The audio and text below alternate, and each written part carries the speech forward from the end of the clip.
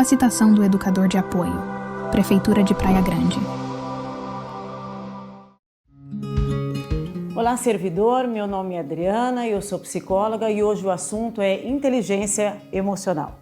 Hoje eu quero contar uma breve história sobre um monge e um samurai.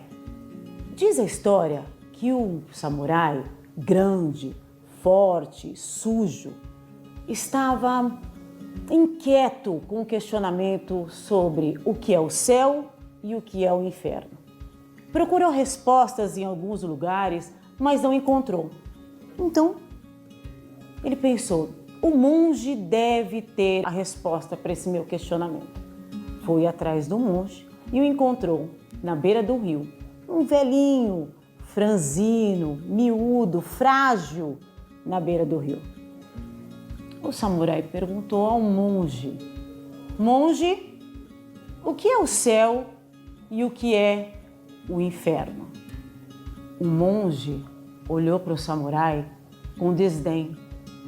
Como que você vem até mim, sujo desse jeito? Olha para você, você deve ser um péssimo samurai, sua espada é até enferrujada, você nem toma conta do seu material de trabalho. Ao ouvir isso, o samurai enfurecido desembaiou a espada. E quando estava pronto para decapitar o monge, ele disse, viu? Isso é o inferno. O samurai lentamente abaixou a espada e com aquele monge, na pretensão de ensiná-lo, pôde arriscar a própria vida. Ele estava enfurecido, mas na hora que ele ouviu a resposta, ele foi abaixando lentamente. Respirou e se desculpou com o monge pela atitude impensada. O monge olhou e disse, agora você está sentindo é o céu. Muitas vezes somos tomados abruptamente pelas emoções e depois, quando a poeira baixa, a gente pensa, puxa, não precisava tanto. Mas por que agimos assim? Essa é a resposta da inteligência emocional. O que é ser inteligente? Por muito tempo pensou-se que a inteligência fosse exclusivamente aspectos cognitivos e de memória. Em 1980, com o conceito das múltiplas inteligências de Gardner e depois o conceito da inteligência emocional, em 1990, ganhou notoriedade na figura de Daniel Goleman, um famoso psicólogo, renomado colunista do New York Times. Best-seller, escreveu Inteligência Emocional, que vendeu milhões de cópias de livros pelo mundo. E o conceito da inteligência emocional é a capacidade de identificar nossos próprios sentimentos e dos outros, de nos motivarmos e gerirmos os impulsos dentro de nós e em nossos relacionamentos. Então, a emoção é a verdadeira essência da inteligência humana. Estudos indicam que 80% do nosso êxito pessoal vem da nossa inteligência emocional. E os outros 20% estão as variáveis como QI, classe social, oportunidade, enfim, outras variáveis. Esse combinado de variáveis é que faz a pessoa decolar nos projetos que ela tem. Todos nós conhecemos alguém, tivemos a oportunidade de conhecer alguém, um primo, um familiar, um parente, um amigo, um aluno da escola, que potencialmente apresenta um excelente raciocínio, tem excelente memória. Mas por que essa pessoa tem tanta dificuldade em engajar nos projetos, interesse em projetos sociais, bons relacionamentos, enfim? Daniel Goleman vai dizer que isso é da inteligência emocional. Essa pessoa tem um QI que é estanque, que não muda, é fixo. Ao longo da vida você vai ter uma pequena variação do QI. Agora, a inteligência emocional é algo que você pode habilitar-se para ter. Você pode conquistar a inteligência emocional ao longo da vida. Adriana, eu não quero. Então, inteligência emocional é para quem quer. De fato, você pode me dizer o seguinte: eu não quero inteligência emocional. Eu quero ser autocentrado, eu quero ser egoísta, eu não tenho interesse nenhum. Ok, inteligência emocional é algo para quem quer. Diz o poeta o seguinte, Fernando Pessoa diz o seguinte, que potencial de terra larga para palácio, qualquer terra plana tem. Mas erguer o palácio é algo que depende de ação. Então você pode escolher construir o palácio na terra larga ou não. E o palácio aqui no caso são as competências emocionais. A inteligência emocional tem 5 pilares: autoconhecimento,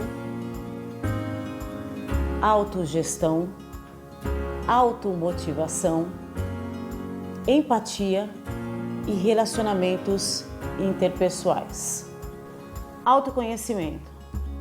Passamos uma vida inteira sem entender qual é o nosso funcionamento, quais são os nossos gatilhos, os nossos gostos, as nossas crenças, nossos valores e os nossos princípios. Essa inclinação, esse autoconhecimento já foi dito na Grécia Antiga, um aforismo filosófico no templo de Delfos, que é o conhece-te a ti mesmo. E de fato, o autoconhecimento, ele é potente para o controle emocional. Autogestão. A autogestão, ela pode ser compreendida como na metáfora do cocheiro com os cavalos. As emoções são os cavalos e o cocheiro é a mente. Então, podemos fazer essa autogestão das emoções para alcançarmos os nossos objetivos, inclinarmos as nossas emoções para aquilo que queremos alcançar. Automotivação. Pensar em automotivação é pensar num atleta que em tudo se supera. Quando o atleta larga lá atrás, ele não tem outra possibilidade a não ser a linha de chegada.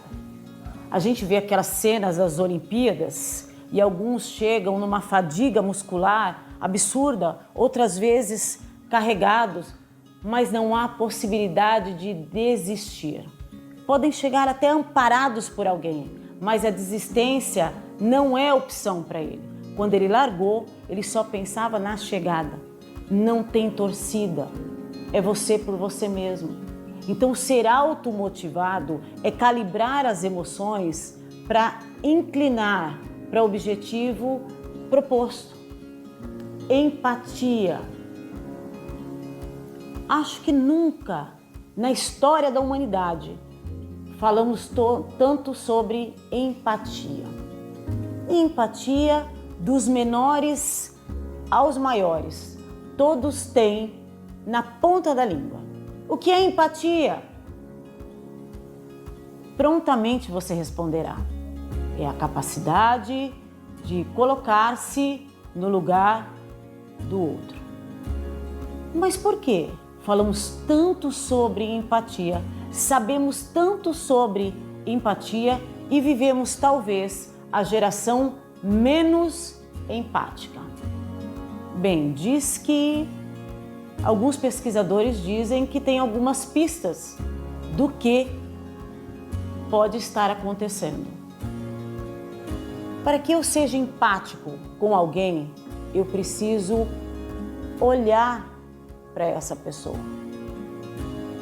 Quando a gente olha para a pessoa, a gente tem alguns sinais fisiológicos dela que conversam com os nossos. Por exemplo, uma grande descoberta da neurociência foram os neurônios espelho. Uma porção de neurônios que nós temos que são programados para nos conectarmos instantaneamente com outra pessoa. Mas para que a gente possa se conectar, eu preciso olhar.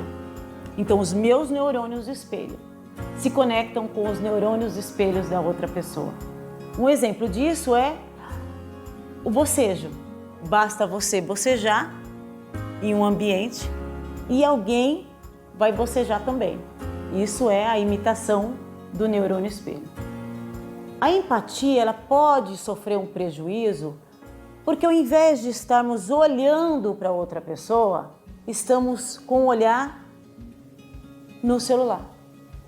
E olhando o celular, a gente não capta os sinais que essa outra pessoa pode emitir. E a empatia, ela segue 3 caminhos. A gente tem a empatia cognitiva, eu sei como você se sente, eu percebo como você se sente, eu leio os sinais e eu estou sabendo que você está aflito, eu estou sabendo que você está sofrendo, eu estou sabendo disso. Só saber pode fazer da pessoa uma extrema manipuladora. Eu sei o que você tem. Eu percebo os sinais. Um outro tipo de empatia é a empatia emocional. Eu sinto o que você sente. Eu já passei por isso e eu percebo no meu histórico, no meu repertório emocional, tem uma dor parecida com a sua. Então eu sinto o que você sente. Um outro tipo de empatia é a preocupação empática, que é a melhor de todas. O que eu posso fazer por você? Então nós temos a empatia cognitiva, eu sei o que você está passando. Nós temos a empatia emocional, eu sinto algo parecido com o que você sente. E a preocupação empática, o que eu posso fazer por você.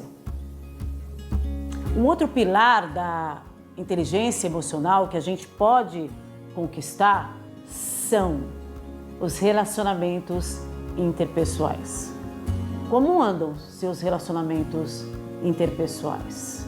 Você é do tipo que diz, eu não preciso de ninguém, eu me basto? Eu tenho uma notícia para você. A maioria das pessoas que dizem, eu não preciso de ninguém, eu me basto, que é dessa maneira autocentrada, na verdade, estudos mostram que ela tem muito medo. Medo de não ser boa o bastante.